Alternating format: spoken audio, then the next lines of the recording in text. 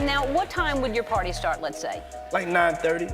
Really, that early? Yeah. I could make that. Yeah. But I could think of you of starting a party at like midnight. Like, what time will it go till? That's a different type of party, though. Uh-huh. No, it'll go from like 9:30 to like maybe 3 o'clock, 3 o'clock. And then, you know, we have the top 2 floors of the hotel. And then it will carry on there? Yeah, yeah. Then No, I mean the after party. No, I know about that. Damn, the more people start connecting the dots about Diddy, the more everything starts making sense. And baby, I never thought it would come to this. But now Steven Twitch Boss has entered the chat. Yo, Ella, we go so far back. You don't tell these people how far back we go. I know, but I wear t-shirts. I don't know what that means. Anyway, all right, let's... I mean... You hold that. Okay. All right. I got this. Take 2 if the joke didn't work. No, it's okay. I don't want no problems. No, it's okay. No, hold on. Hey, so... Undoubtedly, Twitch was the heartbeat of the Ellen DeGeneres show, a bright light and one of the most beloved figures on daytime television. But behind the spotlight, the fame, and those effortless dance moves was something darker quietly brewing. The whispers are growing louder again, and based on what's now coming to light, some believe Twitch may have taken his own life not just out of personal despair, but because he was beginning to speak out about disturbing things he experienced in Hollywood. Allegedly, this includes involvement in the now infamous Diddy freak-offs, and shockingly, Ellen DeGeneres' name keeps coming up in connection. If the rumors are true, the story behind his death might be far more complex and far more chilling than anyone imagined. I stay up till like maybe 6 in the morning. I'm back up at like 10:30, 11. 6 in the morning. What do you do every night till 6 in the morning? You don't go to clubs every night. No, I mean, I make love a lot.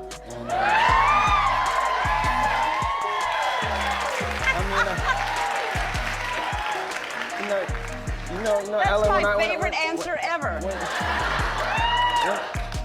I told you when I came on the show I was gonna be completely honest and expose myself to it. With Twitch having accompanied Ellen DeGeneres nearly everywhere, people are now asking some serious questions.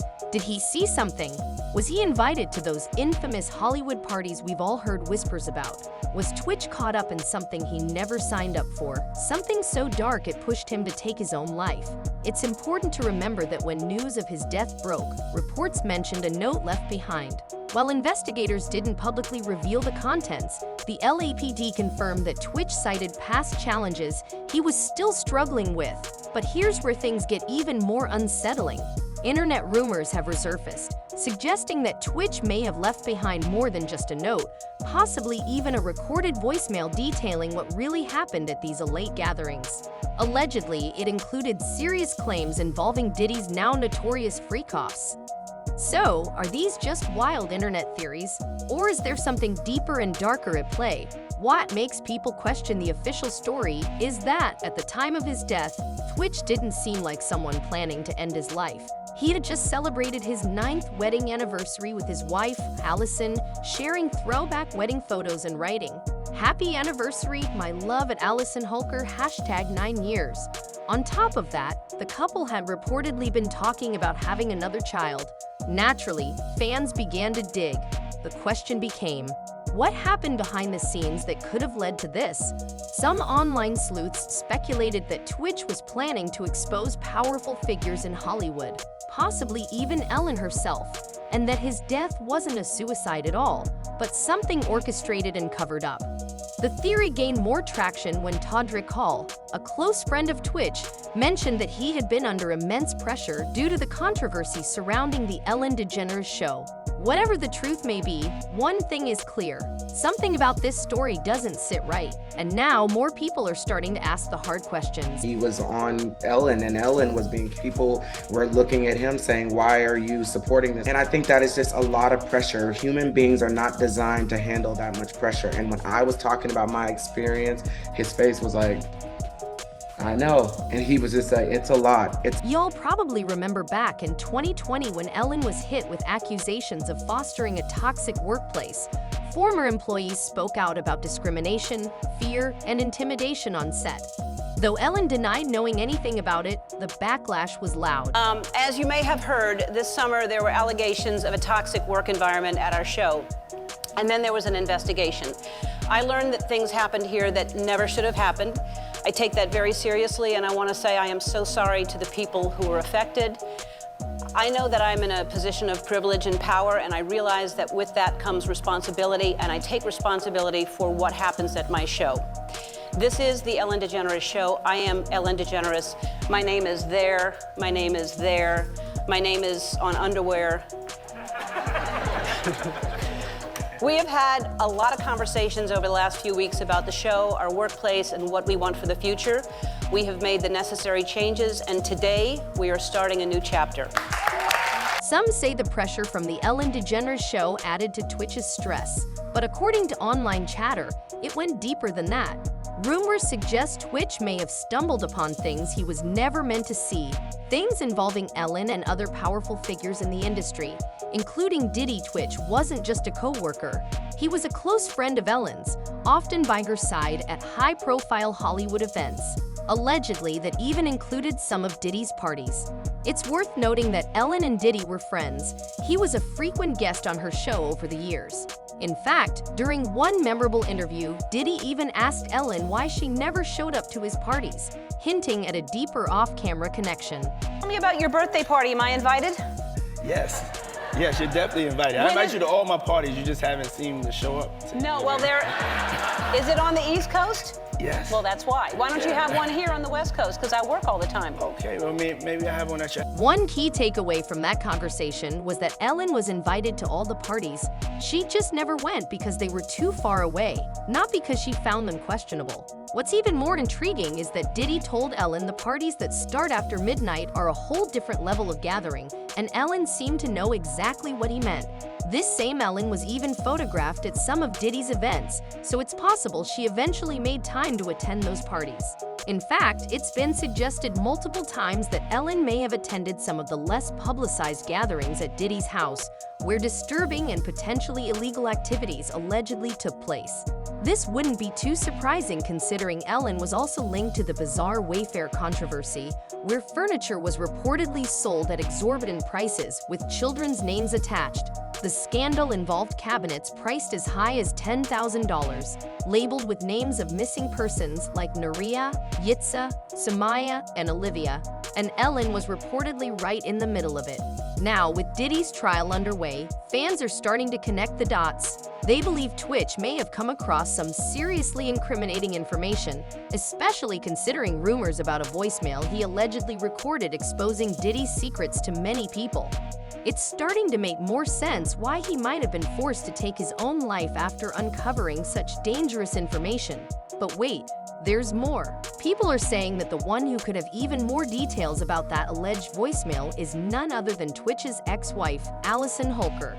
She may hold key insights into what Twitch recorded and why it caused such a ripple in Hollywood's darkest corners. A really scary moment in my life to figure that out, but it also helped me process that he was going through so much and he was hiding so much, and there must have been a lot of shame in that, and he was wrestling with a lot inside himself, and he was trying to self-medicate and cope with all those feelings because he didn't want to put it on anyone. When Allison noticed Twitch wasn't home, instead of immediately calling the police, she went to them, almost like she already sensed something terrible had happened.